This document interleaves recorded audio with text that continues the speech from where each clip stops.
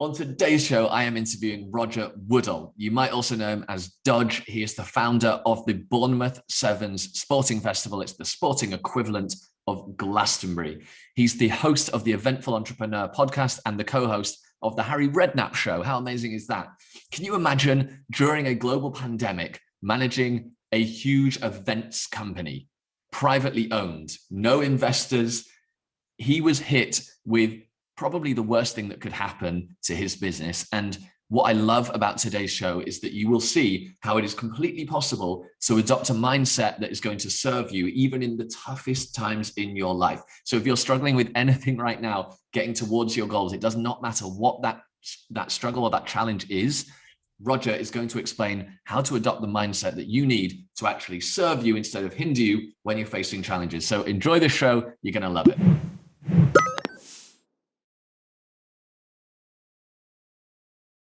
Dodge, thank you so much for being here. Kick us off with a little bit of an introduction to yourself. Wow, there we go. Put me on the spot, Dan. A little introduction. I have been in the events world for 20 plus years. And I've thrown thousands of parties in nightclubs all around the UK. In fact, 1,500 parties in 40 different cities and towns around the UK over a 10-year period. And I created two wonderful brands that lasted, one called popyourcherry.com and one called Bubble Love. And we're putting anywhere between 1,000 and 3,000 students every single week into nightclubs all around the country. At peak, we scaled up. We had 12 nightclubs every week in different cities, from Manchester to London to Brighton to Birmingham to Leicester to Oxford, etc., etc. 3 parties on a Monday, 3 on a Tuesday, 3 on a Wednesday, and 3 on a Thursday. Did that for 10 years. And then the next step, that was from 1999 to 2008. And the next step was to go into create a festival. And now I'm the owner of Bournemouth Sevens Festival, 30,000 people partying in a field for 3 days, with 12 festival arenas, from big top dance tents to 80s tents to VIP, VVIP, etc., etc. 400 competing teams. It's a sport and music festival, which hasn't been done before. I launched that in 2008, and I've been running that for the last 13, coming to our 14th year now. I also set up a sportswear brand in 2010 called Viper 10 Sportswear. And we built that, and we were made an offer we couldn't refuse in 2018, and that was sold. So that's my world in a very small 20-year period. Nice summary, Dodge. You probably don't know this, and some of our listeners do and some don't, but I used to be a musician myself. I played in a band, a touring band for 4 years. We had a top 40 album and stuff. And I know firsthand that in that world, especially putting on events and festivals and stuff like that, most, and I mean like 99 point something percent, are loss-making enterprises, and many can't sustain themselves. What are the biggest mistakes that people make, or maybe not even mistakes at this point, but like, why is that the case? Because, only in my opinion, Dan, so I can only speak from my experience and stuff. The reason why I created a sport and music festival is because 2008, 12, 13, 14 years ago, I identified that music festivals, there wasn't very many back then, mind you. There's only a good 15. There's now this talk of 1,000 or something in the UK. But proper festivals, they might be, I don't know what the number is right now, but there's a lot. And the reason why they don't make money, a lot of them don't make money, is because the whole emphasis is on the lineup. And when you're a promoter or a festival owner and you're focused on the lineup, you might be in for £1 million. You might be in for 2 or 3 or 4 million quid before you sell a ticket.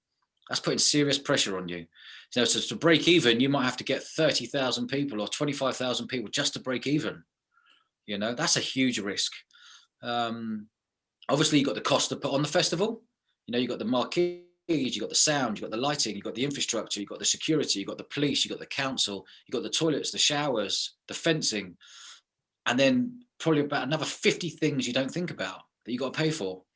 And the business model, when it works, is fantastic. I wouldn't say 99.9% don't make money, but there's a lot of festivals out there that don't make money, but from the outside, they look like they are making money because the lineups and the brand they create. And so I find it a real shame, because there's some wonderful festivals out there, some wonderful brands. But normally what happens is an events organizer says, well, I want to be a festival promoter. I want to own a festival. And then in year one, they jump in with 2 feet. They might lose $500,000, a mil, 250 grand, whatever it may be. They go in for year two and you think, we can make this work. They might lose another £250,000, £500,000 or £1 million. And then you're caught on this catch-22 of, do you walk away from it? Do you carry on? And then normally about year 3 or 4, they look at investors. Investors come in, pump money into it, take shares within that company. And then you start losing control. Then you start being told what to do. And then as the years go on, it might be year 6 or 7 when they break even. So yeah, it's a risky business, but when you get it right, it's huge rewards. I guess sounds like a challenge to me is like, if I think about how many times as a company, Passion, if we iterate in 1 year, we might do hundreds of different tests across the business in a year. But if you have one festival a year, it's sort of like a one shot, right? You have per year. Yeah, mate, that's all the pressure. So you imagine all your eggs in one basket. You're working 362 days a year to earn all your money on 3 days of the year. That is crazy. That's pressure. So I was with a friend of mine who's the chairman of a Premier League football club, and he did a talk the other day. Well, not the other day, when maybe 6 months ago, gave a talk and was like, God, the pressure of a football club. We only have 20 days a year to earn all our money. And then he turned to me and was like, Dodge, what about you? I was like, it's 3 days, but the revenue streams are good. You've got 6 or 7 revenue streams. You've got the ticket sales. You've got the camping and glamping. You've got sponsorship. You've got the VIP and VVIP. You've got the catering units all pay you there. And the main one is the bar. So there's 6 or 7 revenue streams to earn money from a festival. But it's about making sure that, for me, and the reason why we are privately owned still, is because I didn't go down the route of spending £1 million on a lineup. I went down the route of creating an experience that people will never forget. I went down the route of creating an experience where you've got like-minded people in a field partying for 3 days. And for me, it's about creating that experience, and the experience beats any lineup. Now, what you've got in the UK is that it's a fickle crowd. So you and I say, right, come on, where we're going to a festival this year? Well, who do you like? Well, you like Kings of Leon. I like the Killers. Oh, let's go to that festival because next year, the Killers are another festival. So we'll try that one. Where ours is, people keep coming back, repeat business, like 80% repeat business. And then they bring 10 people, So for us, it's creating that electric atmosphere where you've got people partying in a field in different genres of music everywhere. And then once we sell out our 30,000 tickets, we then announce the lineup, which was very risky, but it's worked. And I thank the Lord that it's worked. Yeah. You've just come through 2020. We're recording this on March 1st, 2021. That's not the best year for an events company. Tell me a bit about what happened for you. For me personally? Yeah, you and the company, yeah. Yeah. We were about to open the doors to our 13th festival. All our tickets sold out. And our festival is on the May bank holiday weekend. And Boris Johnson spoke on the 23rd of March, 2 months prior. And that was the bit when he said, just on BBC in front of 25, 30 million people, there's a pandemic coming and it's peaking on the May bank holiday weekend, which was our weekend. Wow. So I was like, shit, here we go.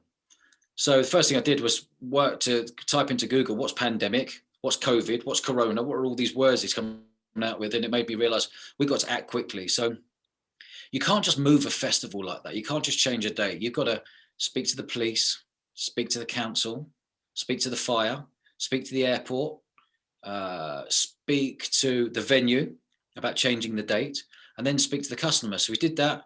And because we're a nimble team of 10 full-time staff who work on this all year round, obviously on the weekend, we've got 800 staff every day. It's a beast. We managed to turn it around in 7 or 8 days. And we moved the date to August bank holiday weekend last year. So it gave us breathing space. We thought, yeah, this pandemic's going to go by then. And then it got to June, July, Glastonbury went, Reading went, Boomtown went, Lost Village went, all Boardmasters went, and we're like, oh my God, here we go. It looks like we're going to have to cancel. So I went from postponing, moving the date, to then cancelling, and For me, when I've worked 4,000 days on this. It's my baby.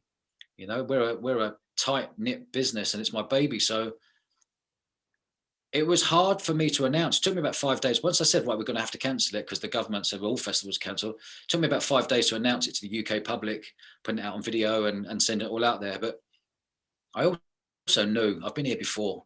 I've been here. We launched the festival in the last recession in 2008. I saw a huge opportunity. We launched our Viper 10 sportswear brand in the last recession because I saw a huge opportunity. And when he announced it last year that, we're going to have to postpone and cancel, I saw a huge opportunity again. The entrepreneur, this is the perfect time I made for stuff like this. And listen, we lost a lot of money. No two ways about this. You lose a lot of money because you've still had all your overheads to pay for the whole year, all your staff, all your offices. That's not going to get clawed back anywhere. So, I was excited.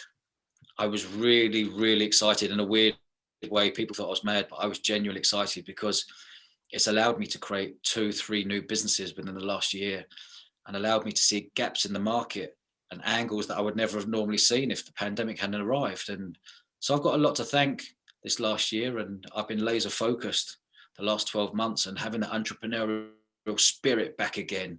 Because when you build a business, most businesses, 18 months will fail. 50% of them will fail in 18 months. 80% of them fail in 5 years.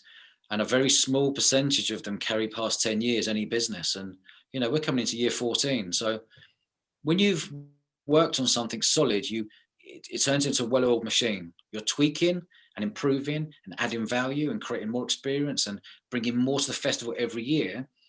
That in 2016, I was able to take a step back, because that well-oiled machine, I've got a wonderful team around me of all entrepreneurs and brilliant, brilliant people. And that's one of my strengths, is building good people around me. So yeah, 2016, I had my boy and my wife, and we holidayed a lot. And same in 2017 and 18 and 19 and 20 came. It's like, get back, here we go. There's a recession about to happen. Big things there. There's lots of opportunity. It's the land of opportunity, and this last 12 months, I've had the best spring in my step that I've had since launching Bournemouth Sevens 14 years ago. Wow. Yeah. I think it's really important for you listening right now, if last year has been really tough for you, as it has been for many of us, to see it with that new light that Dodge is explaining there is just so empowering. To think, it is like when big change happens, there's a huge amount of opportunity. And whatever it is that we're struggling with in terms of, it doesn't even have to be the pandemic. It could be like, okay, I don't have a lot of time. It could be like, I'm looking after the kids and I'm busy, or I've got financial stress, or whatever it is. But seeing that there's actually always opportunity. You've got a person here, Dodge. Dodge, I actually read, you can tell me if this is, if you can talk about this or not, but I read that you had to pump in like 500,000 last year to keep it going. Is that right? Yeah. Here's someone who's putting in. Go on. Yeah, this is real money as well. There's no backers here. There's no board. There's no one I'm answering to. We're privately owned. I've kept it that way for 20 odd years. I haven't sold out to anyone. People want to buy us, but I don't want to be owned by anyone. I don't want to be told by anyone. And there's times where people go, "You're mad," because when the pandemic happened, you wouldn't have to worry about a thing. But that's life, man. We've had great years. We've had a bad year because you lose a load of money. But good times are going to come back. It's only a blip. There's all doom and gloom out there and whatever. This is only a blip. Yeah. And that's the excitement for me. Yeah, me too. I remember it was March 16th. Our performance, like our new customer acquisition, everything, marketing just dropped off a cliff. It was because the announcement in the US, where a lot of our customers are, happened like, I think a week before it happened in the UK.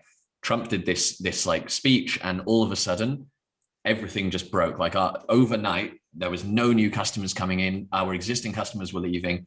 We got together around a table, and you said 7 or 8 days, which is interesting. It was the same for us. Between the 16th and the 23rd, I think it was, we completely pivoted our marketing message, our onboarding approach, how we looked after our existing customers. And from March 23rd until about the end of May was just like unbelievable growth. Now, of course, I'm not putting myself in your category, because I'll be honest, ours is an online business. it's way easier to pivot. But Yeah. we did a small pivot. You had to monumentally shift. But I agree with the mindset there of thinking like, how do we actually use this opportunity? Tell us what happened for you personally, because I see you're now co-hosting a podcast with Harry Redknapp, which is awesome. And like, tell me what's going on. Oh, my world has been madness, Dan. And we're coming up to 12 months now. It's March the 23rd. We're now March the 1st. I couldn't have written this story if I was honest with you. Obviously, you lose a festival. So straight away on the 23rd, when I heard this, I was like, right, I need to find a new business. So for a month, I was on YouTube and Google 16, 18 hours a day, just looking for a new business to be pandemic proof. I always thought our festival was weatherproof. They're your biggest problems. Maybe a plane lands and ruins your whole festival. You have to cancel it. Or maybe there's such bad weather you have to cancel it. But they were my only fears. I didn't even know what pandemic was. And then made me think, well, I need to create a business that's pandemic proof. And that's, like you just mentioned, it's all about online. So after about 30 days, I went through rows of rabbit holes, but I also knew, you know, I've been pioneer of the student nights in 99 to 2008. No one was doing it. And then pioneer of a sport and music festival. No one was doing it. And then the same with the Viper 10 sportswear brand. No one was doing it. We beat that business model. And then I was like, this year, I'm like, I need to find an angle. And my angle was that we're experts in the events industry, but most students go to university and study event management or business management or sports management to get into the events industry. Well, that's a myth, a really, really bad myth that you have to have a degree to get into the industry. So I looked at it and I was like, okay, they're spending £9,000 a year on tuition fees, £27,000 over 3 years, and leaving university with 40 to 50 grand's worth of debt around their neck before they start their career. I was like, what on earth is that about? This is crazy. I need to beat the drum about this. So we've been working on this course now for 9 months. We've created an events course that's just been rubber stamped by CIM, Chartered Institute of Marketing, to allow us to go global. We're launching the course in 3 months' time. I basically saw an angle and a gap in the market that instead of doing 3 years and coming out with 50 grand of debt, we can do a 3-month course with us for £2,000 and learn from industry experts today, rather than learning from a lecturer, reading stuff to you written from a book 20 years ago. So what I've done, I've pulled in all my contacts from the Olympics, the Marathon, Chelsea Football Club, Boardmasters, Glastonbury, all the different festivals and events, big wedding companies, conferences, and brought them all in. And we have been creating an online course, teaching people how to get in the events industry, teaching people how to create a brand, how to plan an event, how to promote an event, how to market an event digitally, how to sell an event, and how to put an event on, whilst learning entrepreneurship skills and leadership skills. So it's basically we're creating a business in a box. And that's where the gap in the market is. And we're going to be launching that in June this year. And we're super, super excited. You know, you're bringing 40 of the industry experts to our studios here to film an hour guest talk on their expertise in their field. And it allows us, you know, it allows us to give people an opportunity to learn more in 3 months than they can in 3 years at a fraction of the price and a fraction of the time. So we're solving a problem. You know, you look at Apple, they're constantly improving. You look at car companies, constantly improving. You look at clothing companies, Under Armour, constantly improving. Universities haven't improved. They haven't moved with the times. So that's where the angle is. Don't get me wrong, university's great. And I went to sports university 20 odd years ago. It's great to meet people, great to party, great to play sport, great to make contacts, and great to grow up from the age of 18 to 21. But actually, you don't need a degree to get into most industries you want to get into these days, unless you're a lawyer or a vet or something along those lines, an accountant. I understand that. But so there's a huge gap in the market, and we're super excited, super excited. It's going to be called the Event Crowd. So check that out. We're going to build a wonderful, wonderful community there. And this course is going to be set on there. That's awesome. Really cool. You know, one of our clients runs something called the Travel Boot Camp. And these are 3 travel influencers who used to earn their money from traveling, right? pandemic hit, and they've had their best year yet, because what they're doing is teaching others, hey, once this is over, if you want, we know how to make money as a travel influencer. And they have a similar model to what you're describing. They did $1.5 million in their first year, which is a pretty good first year. Online courses, wild. I'm seeing these numbers and figures coming out. This is wild. Very different business. I've had physical businesses all my life, as you know, throwing parties, sportswear, festivals. It's physical businesses, and I love that as an entrepreneur. And, I've never had a job, never worked for anyone, so that's what I know. I'm now opening myself up to this world of my expertise, bringing everyone in, that people can buy a course online anywhere in the world: Australia, New Zealand, Canada, US, and the UK, English speaking countries. Yeah. It's mind blowing. It's an incredible market. It's as you know, the market we're in, essentially. And the reason why this might be interesting for you, Dodge, and I'm sure for the people listening as well. The reason why we don't say that with Passion you can build an online course, we call it a transformational learning experience, is that online courses have on average. I like that, Dan. I like that. Thank you, Dodge. Transformational learning course. Yeah. Wow. Exactly. Learning experience is what we call it. Yeah. And the reason is online courses have a 6 to 7% completion rate. So imagine if 6 to 7% of people who bought tickets for your festival actually showed up, right? There'd be no bar money. Yeah, it doesn't make any sense. If only 6% of books are ever read, or 6% of the vaccines actually worked. Yeah. Right. So the thing with online courses is it's an incredible market for the entrepreneur, but a typical frustration that people have, and you might find this once you launch in June, is I'm selling these courses, they're selling really well, I'm making good money, but 6% are even getting to the end. What the hell is going on? And and what we've identified is there's a couple of key reasons why that's the case. And if you think about university, I agree with you. I've got 1/3 of a degree because I left after 1 year. Yeah. If you think about university, 96% or 94% of people don't leave university like I did. Actually, most finish. And so although, there's a lot that's broken about the traditional education system, what's actually good about it is that people actually go through it. And why do they? A couple of things. First of all, they're in a group of their peers who go through this thing together. So they start together and they finish together. If you drop out, you're the odd one out, and you don't want to do that, right? So, whereas online courses, you buy it and you just think it's a bit like a book on a shelf. You think, oh, I'll read it one day, I'll look at it one day. And people tend not to. Most, as I say, don't finish it. The second reason is accountability. When you're at university, there's a lecturer usually who's checking your attendance, right? And also your peers know if you've shown up or not. And so there's this feeling of I need to do the work and I need to show up, because otherwise I'll be embarrassed or I'll be seen or whatever. Again, with an online course, it's not the case. And then the final thing is devices. Most online courses are designed for desktop, and really we're all mobile now. So we, for transformational learning experiences, we think about mobile first and mobile apps.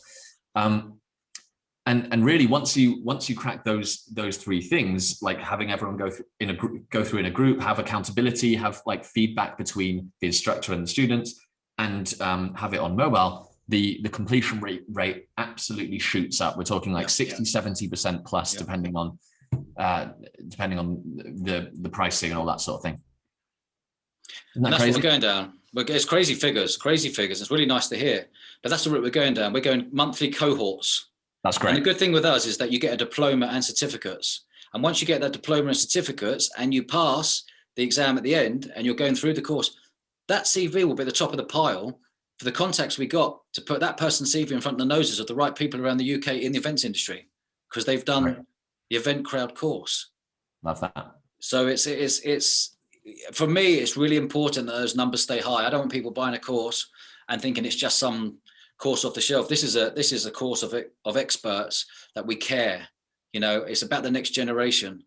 I'm 40. It's about the next generation coming through. And I'm on Clubhouse at the moment, and there was a event management students on there the other day, 20 of them, all with the fear what do they do? Where do they turn to? They've got their degrees. What do they turn to? I just gave them the confidence.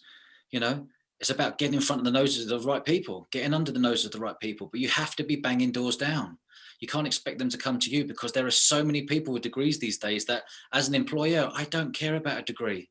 Same. I care about the person. I care about, are they bang on the ball? Are they sharp? Are they good fun? Are they a team player? Have they got the capabilities that they can learn? Are they open-minded? Have they got a spring and a step when they come into work and create a great atmosphere? The simple things that are forgotten, and that's how I employ. And that's why we've got a brilliant team here of sporty, fun people who just get it. Don't get me wrong. There's obviously the marketing and the planners and all the different sections within a business. Don't get me wrong, but everyone's got the same mentality. And the thing is, you can teach anyone anything as long as they're open to be taught. That's right. I 100% agree with regard to hiring, like hire an attitude every time, every single time. Yeah. I actually, sometimes people ask me like, oh, there's so-and-so in your team. What did they study? I'm like, I have no idea. So I don't read CVs, number one. I don't look at their degree. I don't ask them about their degree because I don't care. I'll find out about them. I employed a girl the other day. There was 3 people, you like this one, there's 3 people who got to the final, and this one girl come in and she said, I said, what's your sport? She went, actually, it's football, which when I hear a girl say, I was, brilliant. I said, how many keepy-uppies can you do? She said, 100. I went, okay, let's go in the car park. Took all the staff out. They gave her a ball, and she had a pair of espadrilles on, which aren't the best things to do. She did 55 keepy uppies, and I said, right, you got the job. She's with us. She's amazing. I'm not saying we do that for everyone, but I'm just giving you a little example. So yeah, it's all good. But yeah, going back to your original question, this year has been wonderful. So I've been working on the course. Yeah. And we're building a wonderful brand around that. And it's all about the next generation, that sort of 17 to 30-year-old, rather than the people already in the industry. And on the back of that, I've kept myself private all my life. And then the staff are saying, look, you need to go public. You need to create a personal brand. So I was like, oh, no, I don't want to go down that route of a personal brand of rogerwoodall.com. So anyway, we created a brand called The Eventful Entrepreneur. And that works wonderful. The amount of events I put on, I've been entrepreneurial all my life, so I was comfortable with that. So we launched that 4 months ago, and we launched a podcast called The Eventful Entrepreneur, where I told my story, and people loved it. And the reviews on Apple iTunes were amazing. I was like, oh my God, people are liking this because it's real and raw, I guess. And so I started bringing friends of mine and interviewing some sporting icons and some proper entrepreneurs and people in the event space and festival space, festival owners. Anyway, the reviews on Apple have been amazing. So we've done these weekly podcasts now for 4 months. And I've really loved it. It's really therapeutic, and it's all new to me. Even this is all new to me, what we're doing now, because I've been private all these years. And so we wanted to create the Eventful Entrepreneur brand. And I got a phone call about 7 weeks ago from a chap on my mobile number, private number. So is that Dodge? I went, yes. He said, my name is da-da-da. I'm the head of production for I'm a Celebrity, Get Me Out of Here. I was like, I thought someone was taking the mickey. And I was like, he said, can I come and see you tomorrow? I was like, yeah, where are you based? I said, I'm in Bournemouth. And where are you? He said, London. I said, I want to come down and meet you. So he came down and said, look, we love your podcast. We love how you present it and how you are. Would you like to co-host a new podcast called The Harry Redknapp Show? So I was like, oh my God, of course I would. He's my hero as a kid. We're all West Ham fans as kids and adults now. And he lives up the road here in Sandbanks, down in Poole. And that all come about. The next day there was me, Harry, and Frank Lampard on our first show. And then we've had a couple of weeks ago, it was me, Harry, and Piers Morgan. And then the next week was Rod Stewart and Eddie Hearn, and the list just goes on. And we've had such fun. So what I'm saying is COVID has brought so many wonderful things that normally wouldn't have happened, because if we had the festival last year, we'd be having 6 months off now after the last festival and enjoying life and carrying on and flying here and enjoying. And because COVID came along, it's allowed me to start creating again, and lots of good things. When you raise your energy levels up in life and in business, all these people start calling in and you start pulling in people, and it's just been an amazing experience. Yeah, that's awesome. And for those listening, you're thinking like, oh, I wish I would get a phone call, that Harry Redknapp wants to co-host a podcast with me. Just know that like Dodge has been putting in the work in all these different projects, and those things, as you say, you raise your energy level. Those things come to you when you put in what's required to get there. Yeah, 100%. Dodge, it's been an absolute pleasure. Thank you so much. I know that our listeners and viewers will want to follow you and find out more. So, like, where should they come and follow you? Well, I'm new to all the whole social media thing. So yeah, I've been on there 4 months, but check out at Eventful Entrepreneur, or just type in at Dodge or Roger Woodall. You'll find me there. So you'll find me on LinkedIn and Instagram, and definitely check out the podcast, because I think people will really like it. If you're an entrepreneur, you're going to love this podcast because it's real. There's no jargon. This is real chat. And I dig deep into people's minds and the highs, lows, and pressures. It's good fun. That. Awesome. Dodge, thank you so much. It's been a pleasure. Thank you, everyone, for listening. It's Passion to Profession, and see you guys next time. Good man, Dan. Take care, people. You too. Thanks, Dodge. That was awesome.